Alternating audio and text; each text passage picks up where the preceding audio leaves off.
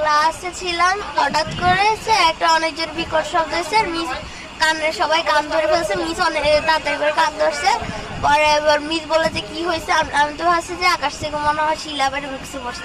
পরে আমরা যখন বেরোইছি দেখি যে যেখান দিয়ে আমরা সিঁড়ি দিয়ে ক্লাসে উঠি সেই সিঁড়ির জায়গাটা পুরোটা পুড়ে গেছে। আর সিঁড়ির ওই পাশে কিছু 7-8 ছেলেমেয়েরা পড়তো, ওদের ইয়েটা পুরো পুড়ে গেছে।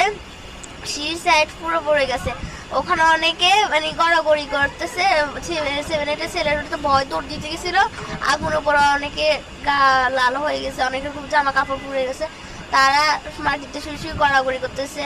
আমাদের লয়ার মিস বলতেছে যে তো আমরা সিঁড়ির দিকে দৌড় দিতে। আমরা ভাবছি যে মিস যেটা বলছে এটাই ঠিক। আমরা সিঁড়ির দিকে দৌড় দিছি।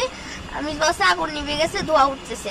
আমরা এবারে গেছি, গ্যাস ছড়ে দিছিল। পরে মিসে একজনের গায়ে পড়ে গেছে। আবার একটা